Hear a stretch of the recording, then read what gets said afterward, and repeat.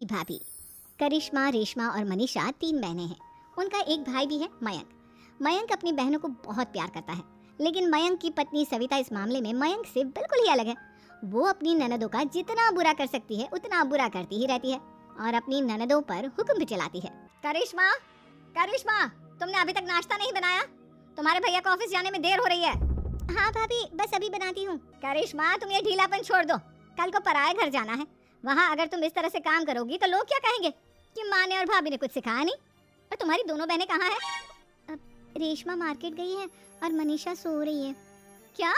सुबह के 8 बज रहे हैं और ये महारानी अभी भी सो रही है? ये कहते हुए सविता अपनी सास दुर्गा देवी के पास जाती है।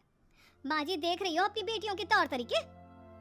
क्या हुआ बहू, सुबह सुबह क्या कर दिया मेरी बेटियों ने? अरे एक तो अभी अभी उठकर किचन में गई है, दूसरी सुबह सुबह बाहर चली गई और तीसरी अभी तक सो रही है। क्या करूं मैं इन तीनों का, मैं तो परेशान हो गई हूँ। जा जाकर उठा उसे और रेशमा से मैं बात करती हूँ। सविता सीधा मनीषा के कमरे में जाती है और उससे कहती है, महारानी जल्दी उठो, सूरज सर पर आ गया है। भाभी थोड़ी देर और सोने दो ना, मैं रात को लेट सोई थी। वो क्या है ना, यूनिट टेस्ट चल रहे हैं। शराफत से उठती है या नहीं, या फिर पानी की भरी बाल्टी डालूं तेरे ऊपर? नहीं नहीं भाभी, मुझे बिस्तर में नहीं नहाना, उठती हूँ मैं। मनीषा जल्दी से उठकर बाथरूम में चली जाती है। सभी आराम से बैठकर नाश्ता कर रहे होते कि तभी रेशमा बाजार से हाथ में सामान लिए आ जाती है। रेशमा को देखते ही सविता उस पर बरस पड़ती है। लो आ गई महारानी, ऐसा भी क्या सामान लाना था जो सुबह आंख मलते ही बाजार की तरफ रवाना हो गई? भाभी, कल आप ही तो चीख रही थी कि घर का सारा सामान मुझे ही लाना पड़ता है, घर में किसी को भी किसी काम से कोई लेना देना नहीं है। अब मैं बाजार जाकर सामान ले आई तो आपको इस बात से भी तकलीफ हो रही है? देख रही हो माँ जी, अपनी बेटी की जुबान कैंची से भी तेज चलती है। और मयंक, आप तो कुछ कहेंगे नहीं अपनी लाडली बहन को। रेशमा, अपनी भाभी से ऐसे बात नहीं करते, चलो माफी मांगो। भैया मैं क्यों माफी मांगू? आप भाभी से बोलिए ना कि हम पर कम हुक्म चलाया करे। हम इस घर की बेटियां हैं और आपकी पत्नी की ननद है, नौकरानी नहीं। लो कर लो बात, इनकी भलाई के लिए कुछ भी बोलो तो इन्हें बुरा लग जाता है। इस घर में यही इज्जत है मेरी। देख लो माँ जी, आपकी बेटी किस लहजे में मुझसे बात कर रही है। सविता वहाँ से चली जाती है। मयंक को बहुत गुस्सा आता है, वो भी वहाँ से चला जाता है। फिर करिश्मा रेशमा को समझाती है, रेशमा तुम्हें भाभी से माफी मांग लेनी चाहिए थी ना। लेकिन दीदी मैंने कुछ किया ही नहीं, तो मैं माफी क्यों मांगू?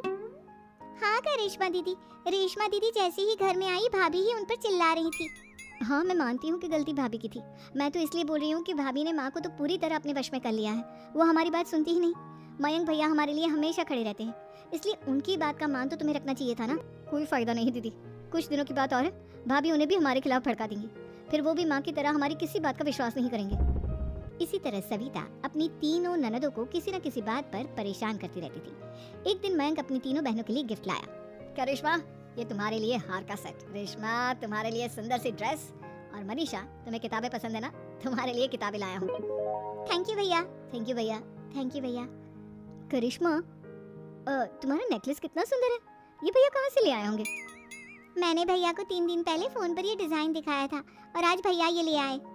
सविता तो अपनी ननदों के गिफ्ट्स देखकर जल गई और करिश्मा का नेकलेस तो उसे भी बहुत पसंद आया था। अपनी बहनों के लिए कितना अच्छा नेकलेस लेकर आए हैं, मुझे कभी कोई गिफ्ट नहीं दिया। मैं आज ही ये हार चुरा लूंगी। रात में सविता करिश्मा का हार चुरा लेती है और इसी तरह उसे अपनी ननदों की जो भी चीज़ अच्छी लगती वो उसे मांगती नहीं, बल्कि रात के अंधेरे में चुरा लेती। इसी तरह दिन बीतते गए और सविता ने मयंक के दिल में भी उसकी बहनों के लिए नफरत पैदा कर दी। एक दिन मयंक ने करिश्मा और रेशमा के लिए रिश्ता देखा और ये बात उसने घर में सबको बताई। माँ, करिश्मा और रेशमा के लिए बहुत अच्छा रिश्ता आया है, वो लोग कल इन्हें देखने आ रहे हैं। आप और सविता मिलकर सारी तैयारी कर लेना। ये सुनकर करिश्मा और रेशमा खुश हो जाती हैं, लेकिन सविता सोचती है, अगर इन दोनों बहनों की शादी हो गई तो घर और बाहर का काम कौन करेगा? मनीषा तो 1 नंबर की कामचोर है, उससे तो किसी बात की उम्मीद लगाना ही बेकार है। मुझे इस शादी को रोकना होगा। अगले दिन सभी लड़के वालों के स्वागत की तैयारी करने में लगे होते हैं। तभी मयंक अपनी बहनों से आकर कहता है, तैयार हो गई तुम दोनों? देखो दोनों लड़के बहुत अच्छे हैं, मैं कोई कसर नहीं छोड़ना चाहता, इसलिए तुम उनके सामने अच्छे से बिहेव करना और अपनी भाभी से लड़ने मत लग जाना। करिश्मा, तुम वो नेकलेस पहन लो ना जो मैं तुम्हारे लिए लाया था। भैया मैं बहुत देर से वो नेकलेस ढूंढ रही हूँ, लेकिन मुझे मिल ही नहीं रहा। क्या, तुमने नेकलेस खो दिया? तुम्हें पता भी है वो कितना महंगा था, तुम कोई काम ढंग से नहीं कर सकती। मयंक गुस्से में वहाँ से चला जाता है।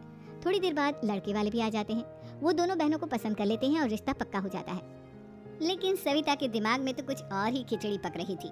वो पंडित जी के पास करिश्मा की कुंडली लेकर जाती है और उन्हें पैसे देकर करिश्मा की कुंडली बदलवा देती है। जब लड़के वालों के पास करिश्मा की कुंडली जाती है तो वो दुर्गा को फोन करते हैं। बहन जी, हमने करिश्मा की कुंडली अपने पंडित जी को दिखाई थी। आपकी बेटी की कुंडली नहीं बल्कि दोषों का पिटारा है। देखिए, मैं और मेरे पति इन सब बातों में बहुत विश्वास करते हैं, इसलिए हम आपकी बेटी से अपने बेटे की शादी नहीं करा सकते। इस तरह करिश्मा का रिश्ता टूट जाता है और सभी घर वालों को बहुत दुख होता है। अब कविता सोचती है, चलो करिश्मा का तो रिश्ता टूट गया, अब रेशमा का भी रिश्ता तोड़ना है। क्या करूं क्या करूं? अब सविता आवाज बदलकर किसी अननोन नंबर से रेशमा के होने वाले ससुराल में फोन करती है। हेलो, मैं कौन हूँ कौन नहीं ये आपके लिए जानना जरूरी नहीं, बस इतना सुन लो कि रेशमा का 2 साल से किसी के साथ अफेयर चल रहा है। बस रेशमा का रिश्ता तोड़वाने के लिए सविता का इतना कहना काफी था।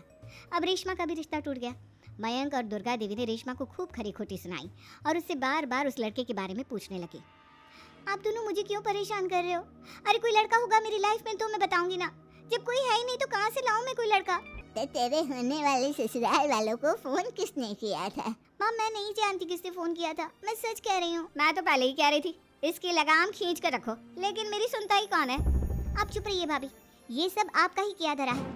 अब तीनों बहनों को विश्वास हो जाता है कि ये सब उनकी भाभी ही कर रही है। तीनों बहनें अपनी भाभी को सबक सिखाने के लिए एक वकील कर लेती है और घर में हिस्सा मांगना। देखो भैया, माँ बाप की जायदाद में जितना बेटों का हक होता है उतना ही बेटियों का, इसलिए इस घर के 4 हिस्से होंगे और हमें अपना हिस्सा चाहिए। मैंने तुम्हारे लिए क्या क्या नहीं किया और तुम इस घर में हिस्सा मांग रही हो?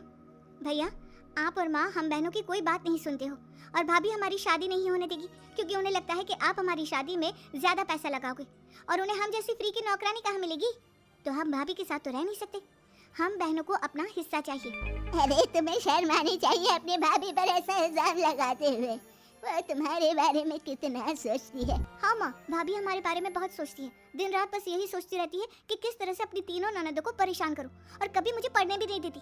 दोनों बहनों का रिश्ता भी तो इन्होंने ही तोड़वाया है और रात में हमारे कमरे में आकर हमारी चीजें भी चुराती हैं।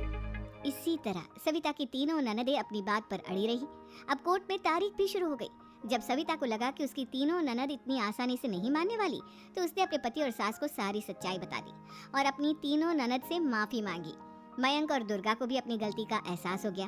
अब सविता खुद करिश्मा और रेशमा के लिए अच्छा रिश्ता ढूंढती है और उनकी शादी करवाती है।